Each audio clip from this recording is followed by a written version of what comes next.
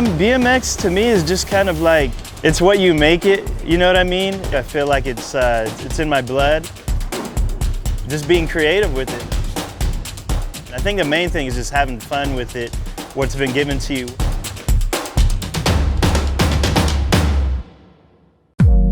So I remember one day I went to the first pro contest I've ever entered. I did every trick I wanted to do on that contest. I'm sitting here with some of my peers, the people that I looked up to for years. I'm watching these guys in the X Games, and I nailed my run. And I kind of just sat there and I looked around me, and even though there was hundreds, probably thousands of people there, with that many people, I still felt alone. You know what I mean? And that's when it hit me. I was just like, if that's not it, if that's not what's gonna satisfy me, then what is? I guess I didn't think a whole lot about God until I needed something. You think about life when it almost comes to an end. I almost died on 3 different occasions. I had some close calls. It really made me think, you know, like, man, how's this gonna end? Does anybody even care about me? Would it matter if I died? Do these people really love me that are my friends? I was lonely inside.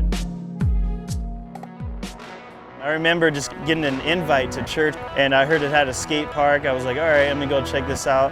I loved it, and so I kept coming back. And they just wanted my friendship. They considered me important.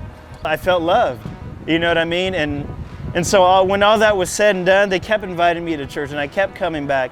And I learned that the love that they had for me, Jesus had that amount of love times 1,000. Today, the reason why I'm living as a Christian is because I realized a lot of other things that don't matter. It was always like, I got to get this car, you want to talk to this girl, you want to wear this pair of shoes, you want to look a certain way. And most of the things that we think matter the most and dictate our decisions, honestly, on your day of death, none of those things are going to matter. And so the only thing that's really going to matter is who you place your trust in. A lot of people will say, you know, oh, I believe in God, but what does believing in God really mean? That word believe means to trust in, to rely upon, and to cling to. What do we really trust in? What do we really rely upon? And what do we cling to in our lives? For a lot of us, it's money.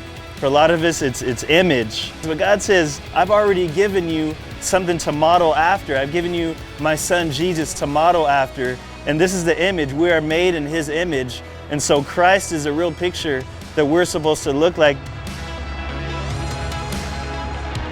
Since I'm made in God's image, doesn't mean I'm any better than anybody else.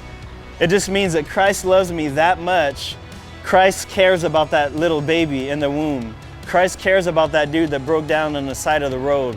Christ cares about that lonely kid that just went to a contest thinking he would fulfill himself, that didn't.